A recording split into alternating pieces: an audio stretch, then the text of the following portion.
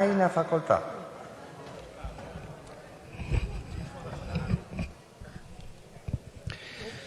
Grazie signor Presidente. Intervengo in questa discussione generale sulla fiducia. La posizione che il mio Gruppo esprimerà credo che sia ovvia. La specifico a beneficio di chi ci ascolta fuori da questa Aula. Noi naturalmente voteremo contro. Mi limiterò a dare qualche argomento sia sul metodo che nel merito del perché voteremo contro, e partirò da quella che potrebbe essere la lapide che verrà posta sulla tomba di questo Governo al prossimo appuntamento elettorale. Avevano annunciato la lotteria degli scontrini, realizzarono la lotteria delle cartelle. Gli elettori riverenti posero. Sì, perché la lotteria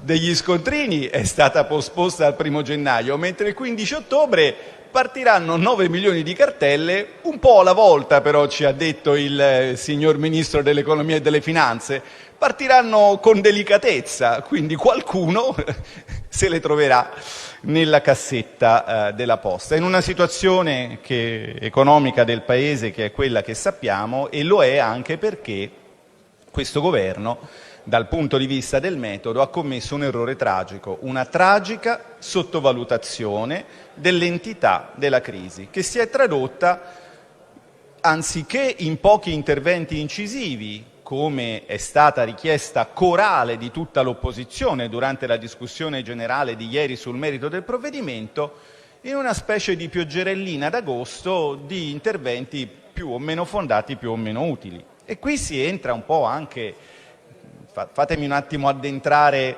nel merito, ma se proprio si dovevano fare tanti interventi piccoli, ma ad esempio, no? Invece di venire qui in Aula a piangere lacrime di coccodrillo sulle sorti delle attività che chiudono, non si potevano trovare 500 milioni per prorogare fino a fine anno il credito d'imposta sugli affitti non commerciali? Poteva essere una misura che avrebbe consentito a tante piccole attività di provare a resistere fino alla fine dell'anno nell'attesa che riparta l'economia. Ma invece no. Perché l'atteggiamento di questo Governo è quello che ho già descritto, è l'atteggiamento della lotta contro i kulaki, è l'atteggiamento della lotta ideologica contro la proprietà, in particolare contro la piccola proprietà, perché la grande proprietà, la grande finanza, in alcune anime, in molte anime di questa maggioranza, un ascolto lo trova. Le voglio fare un esempio, signor Presidente, che non è tratto dal provvedimento in esame, ma che in qualche modo è l'epitome di questa filosofia di intervento.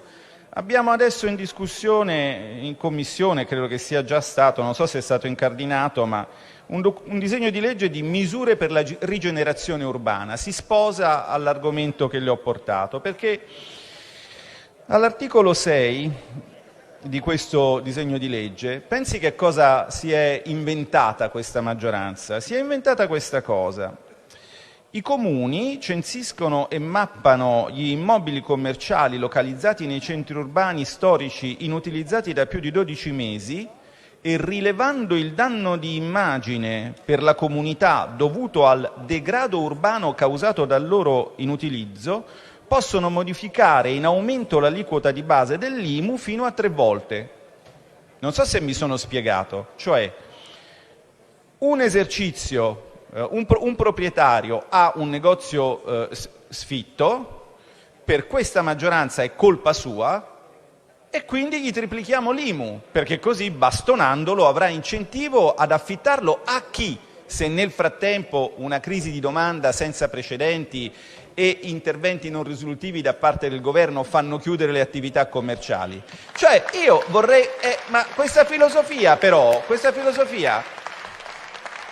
di intervento, cioè di uso del fisco prevalentemente in chiave punitiva, non ci deve stupire. Alla fine è la stessa filosofia dell'IRAP, la grande invenzione dell'onorevole Visco, che penalizzando il costo del lavoro, pensava che gli imprenditori si sarebbero spostati sul capitale, sulle macchine, e che questo avrebbe fatto aumentare la produttività, sulla base dell'idea anti-imprenditoriale, anticapitalista, che l'imprenditore è un pigro, è un ricco, è un padrone, è un parassita che, diciamo così, tendenzialmente campa di rendita.